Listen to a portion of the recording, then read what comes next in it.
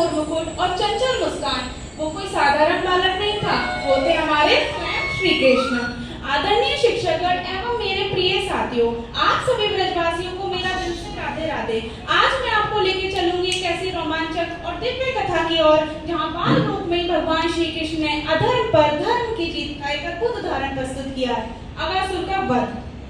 कृष्ण द्वारा मारे गए राक्षस की कहानी का परिचय अगासुर कंस द्वारा भेजे गए अनेक राक्षसों में से एक था। अगासुर का अर्थ है एक रहस्यमयी राक्षस जिसने 8 मील लंबे अजगर का रूप धारण किया था। एक बार श्री कृष्ण और उनके ग्वाल सखा जंगल में खेलने की योजना बना रहे थे। सभी मित्र अपने बच्चों के साथ इकट्ठा हुए और वन की ओर चल पड़े।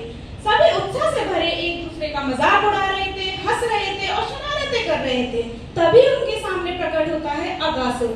अगासुर ने अपनी रहस्यमयी शक्तियों का प्रयोग करके 8 मील लंबे अजगर का रूप धारण किया और उसने अपने मुख को ऐसा चौड़ा कर लिया मानो बहुत बड़ी गुफा हो। जब श्री कृष्ण के मित्र उस गुफा के पास पहुंचे तो उन्होंने गुफा में प्रवेश करने का निश्चय किया, परंतु हमारे श्री कृष्ण जानते थे कि एक महाबली राक्षस है, लेकिन उन्होंने अपने ग्वाल सखा और अगासुर का वध करने के लिए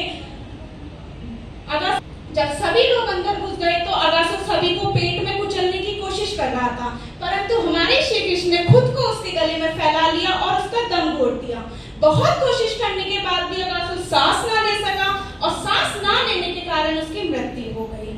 अगासुर की आत्मा भगवान श्री कृष्ण में विलीन हो गई। वैसे तो वो एक पापी प्राणी था, परंतु हमारे श्री कृष्ण किसी को भी मारकर उसका कल्याण जरूर करते हैं। हमारे श्री कृष्ण ने उसे मुक्ति दिलाई। ये कथा हमें दर्शाती है कि अगर शत्रु भी भगवान से जुड़ जाए तो उसे भी मोक्ष प्राप्त हो सकता है।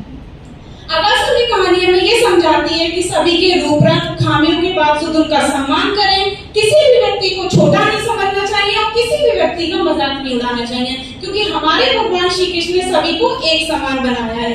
अगर ईश्वर में आस्था हो तो हर बाधा पार की जा सकती है। जैसे ग्वालों ने श्री कृष्ण पर भरोसा रखा, चाहे परिस्थिति कितनी भी विकट क्यों न हो। इस कहानी में हमने ये भी देखा कि अगासुर एक रहस्यमयी राक्षस था जिसने एक ऋषि के विकृत शरीर का मजाक उड़ाया था और उसने अगासुर का वध रूप धारण किया था श्री कृष्ण का वध करने के लिए। हालांकि वह सफल न हो सका और अंत में श्री कृष्ण ने उसका वध कर दिया।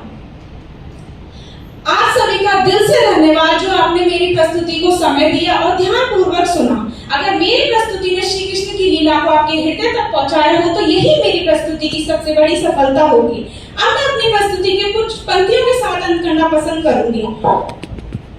अधर्म चाहे जितना भी विकराल हो, अधर्म चाहे जितना भी विकराल हो, जब साथ हो श्री कृष्ण तो अंत उसका हर हाल हो।